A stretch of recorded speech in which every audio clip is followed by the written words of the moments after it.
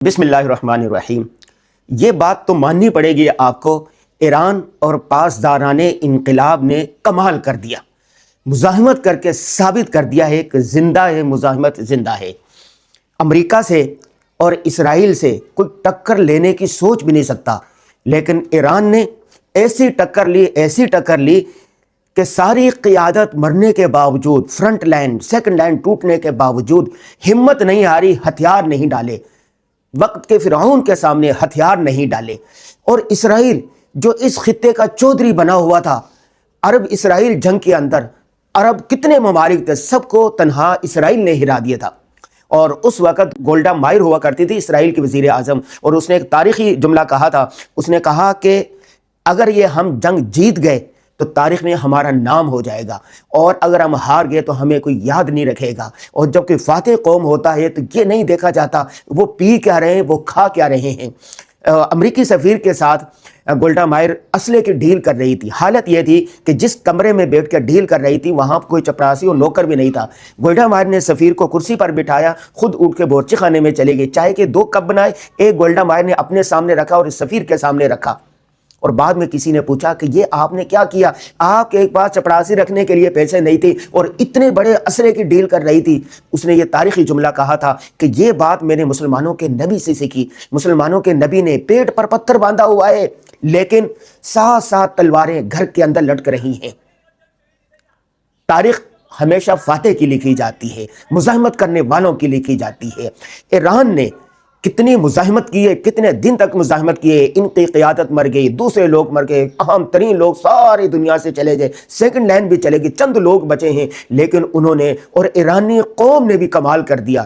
کسی نے بھی بغاوت نہیں کی اور کسی نے بھی یہ ایران کے خلاف مظاہرے نہیں کیا، عوام ساتھ رہی۔ اب جب امریکہ نے کہا تھا کہ ہم ایرانی تہذیب مٹا دیں گے، ہم یہ کر دیں گے، وہ کر دیں گے، پلوں پر لوگ وہاں پلوں پر پہنچ گئے کہ آؤ مارو ہم۔ یہ جو بات ہوتی ہے نا کہ آدمی گرتا ہے تو گرے لیکن جھنڈا نہیں گرنا چاہیے، یہ بات ایرانی مزاحمت کاروں نے ثابت کر دیے۔ ایک آدمی گرا، دوسرا گرا، تیسرا گرا، چوتھا گرا، 5واں گرا، لیکن انہوں نے ہمت نہیں ہاری، یہاں تک کہ دنیا کی سپر پاور طاقت امریکہ گھٹنے ٹیکنے پر مجبور ہو گیا۔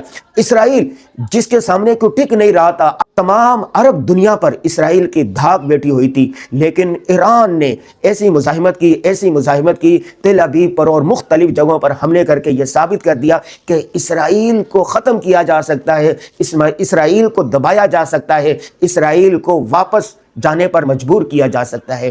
اس موضوع پر میں ابھی کتاب پڑھ رہا تھا کہ تاریخ کنوں کی لکھی جاتی ہے؟ تاریخ ہمیشہ مزاحمت کرنے والوں کی لکھی جاتی ہے۔ دیکھیں، ٹیپو سلطان دنیا میں موجود نہیں ہے، انگریز آیا بر صغیر میں اور بہت سارے اس وقت کے نواب اور فلاں اور حکمران سارے انگریز کے ساتھ ملتے رہے، لیکن ٹیپو سلطان اپنے ساتھیوں کے ساتھ ڈٹا رہا یہاں تک کہ شہید ہو گیا۔ ان کا مشہور جملہ ہے، شیر کی 1 دن کی زندگی گیدڑ کی 100 سالہ زندگی سے بہتر ہوتی ہے۔